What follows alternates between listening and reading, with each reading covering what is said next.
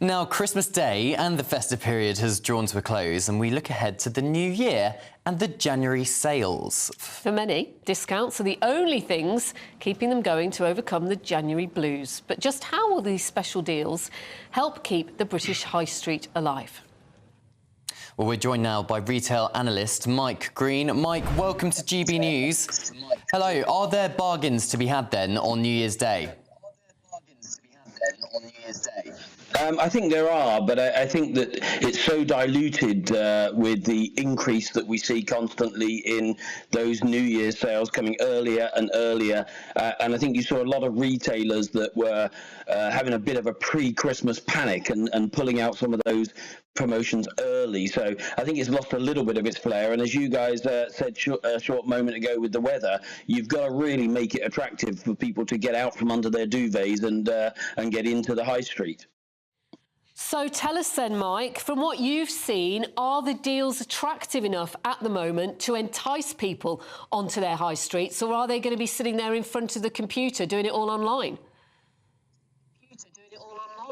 Well, I think it's a bit of both. I mean, I always used to spend time looking at how people's behavior was changing and what was important to them and how that was changing. And with the growth of AI and the growth of communication, we're becoming increasingly demanding of retailers and our retail brands, making us feel important, making us feel that they fully understand our needs. Often that can be done more easily through online, and that's why we can see the continued growth of online. And add to that the pressure that's being put on retailers in store, finding employees with increased energy costs and so on. I don't see any slowdown in the charge of online shopping, and e-commerce is going to continue to grow. That said, I think the more niche retailers can become, the more likely they're going to draw people out. In America, the word niche is pronounced as niche, and often one of the sayings there is that the riches are in the niches. And if you can really focus in on people, then create a speciality, people will come out. But if you become a generalist, then that almost becomes commodity shopping, and I can more easily do that online.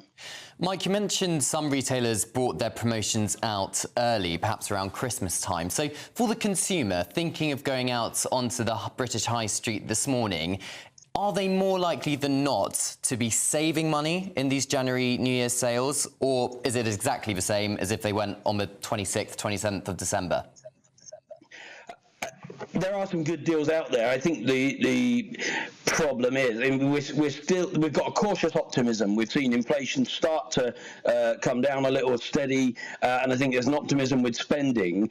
I think, though, people increasingly believe they can access deals at any time of the year, and it's more about surfing the deals online. I tend to look at, even down to my own daughters, they will often go shopping into retail property, but then come home and order online, or compare the prices online, or even while they're shopping, compare prices to online. So I think there's always a better deal. So if in a world where there's always a better deal, how do we connect with customers? And when I look at the drivers of shopping, and we look at it is about convenience, it is about making me feel special, connected, targeted, and individuality.